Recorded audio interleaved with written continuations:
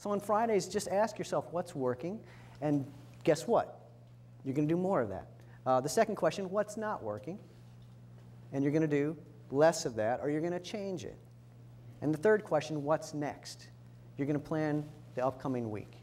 If you do nothing else but this, even with traditional resumes, you can still get better results. With guerrilla tactics, you go through the roof. This is why it takes about 6 weeks for people to zero in. It's sort of like a torpedo that zigzags and finds a target. After about 6 weeks of these questions, you start hitting bullseye after bullseye by doing more of what works, less of what doesn't work, and planning your week ahead. You have quotas. You say, this week I'm going to meet 6 people. If your quota was meeting 6 people, congratulations, you've got about 6 months of results tonight. You've met another 99, 100 people. But if you just measure what's working, what's not, and what's next, you set goals, you improve. Now the bonus here is getting a buddy. Mike is very good at what he does, executive coaching. All of the top coaches know this, that accountability leads to results. Now what kind of buddy do you need? Very good. I'm glad you asked. You've been to job clubs. Anyone ever been to job clubs? And maybe you've been talking to someone else who was unemployed. Well, guess what? That quickly devolves into a sort of pity party. If you're talking to another person, sorry, I love job clubs. I speak to them. I'm sometimes asked back to speak again. But still, I say to you, if you want to have a buddy during your job search, pick someone who's employed. Ideally, they're at the company where you want to work. But there's a reason why Alcoholics Anonymous has sponsors, why the Navy SEALs have a dive buddy during training, why anybody who goes swimming has a dive buddy, out at the lake. When you go with a pair, you hold each other accountable, and you're not so lonely. You may want to just give them a call every day to just say what I've been doing. But this I don't see in too many books, and if I do see it, it doesn't specify that you want to find an employed buddy. And you just want to talk to them once a day is ideal, but once a week. Here's what's working for me, what's working for you, and you just want to commiserate with someone who's employed, because that's key. If you're talking, we all have friends who are in the same boat with us. Just don't make them your job search buddy. Just make them your poker buddy or your whatever buddy. See, my friends know that when they call, they enlist. And they all know this now because it's been going on for 25 years. So you call me because you haven't got a job and you're my friend, you understand, you enlist. And it's drill sergeant mentality, but as I was saying to one lady at the break, I have more friends who've been packaged out and paid off their mortgages, gone on 3-month round-the-world trips from their severance, because I always tell them, how much was your severance? Don't lie to me, because I'll phone your boss and ask him. Go and buy a T-bill or pay off your mortgage, because you're not using any of it to cushion you being unemployed. And that's what your job buddy does. Puts you up against the wall, holds you accountable for what you are capable of doing. And they know it because they look through different colored lenses at you in that situation. Finally, to step 10, how to land a job in 10 weeks. It's really 6 to 10 weeks, but you come at the employer multiple ways in terms of following up. Most people can get a meeting at some point with an employer, but where they fall down is the follow-up. So it's really guerrillas persist past the first no. This is one of the most important things you'll learn from us tonight. It's that the word no just means not today. When you hear no from an employer, it means not today. It doesn't mean just like never being again. Down on the beach in the Dominican Republic. Every time I go down, day number 1, I'm the white guy on the beach. Everybody can see me, and the peddlers come over because they knew I'm the new guy, and they try to sell me stuff. I go, no, no, no, no, no. By Thursday, I'm burnt to a crisp. I'm leaving in 2 days. I got no souvenirs. When that guy shows up and he asks me on Thursday, it's, yeah, I'll take that, that, and that. So no just means not today. So remember. We've had people get hired. We had one woman last year. She sent a guerrilla resume to an employer. They said, come in. She interviewed, and halfway through the interview, they said, you know what, I have to be honest with you.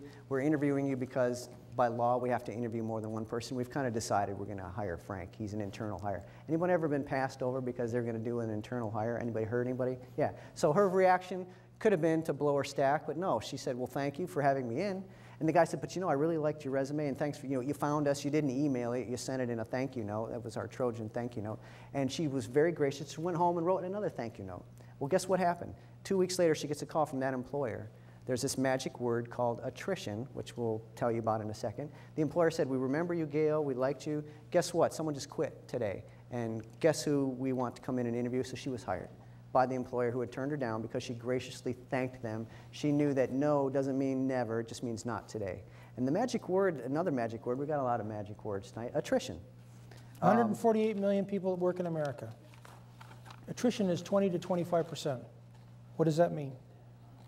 Yeah, that's how high it is. That means that any company that has, let's say 1,000 people, even if they have a hiring freeze, they have attrition. Because that's what it's been for the last 25 years, 20 to 24%.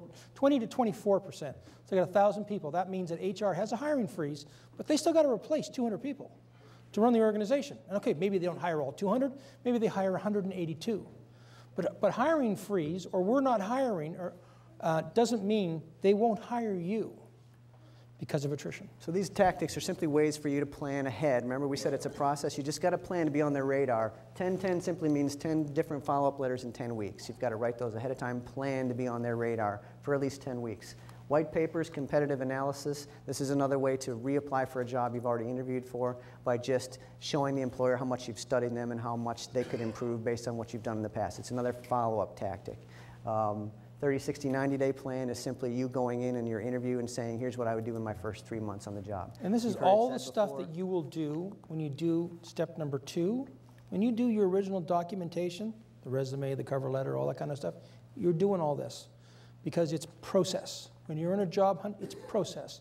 You don't want to stop and go, okay, I got to write a thank you note to this employer, or how do I, what voicemail message do I leave, or how do I get re-engage with this employer?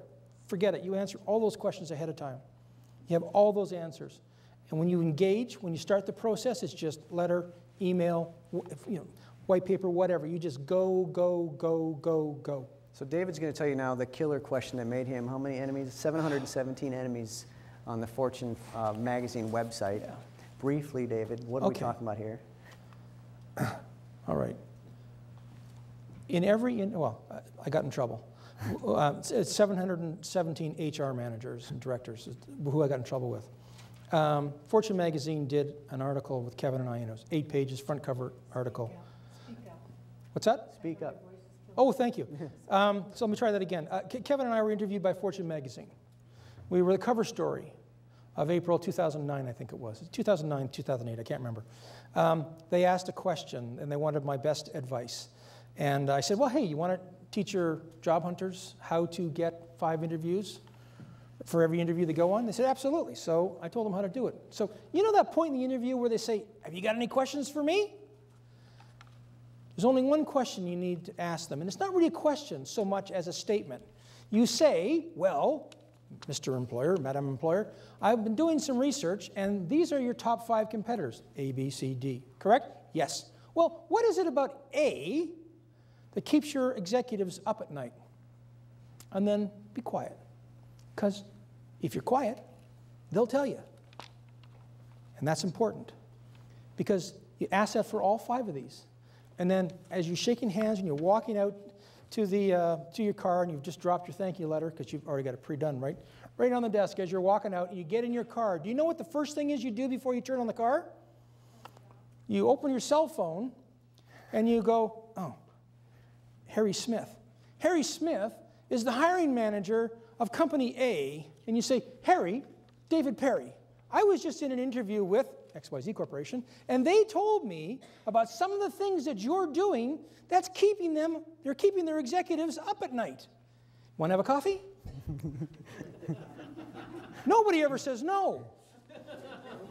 So I sort of told her this on the phone. Didn't she print it verbatim?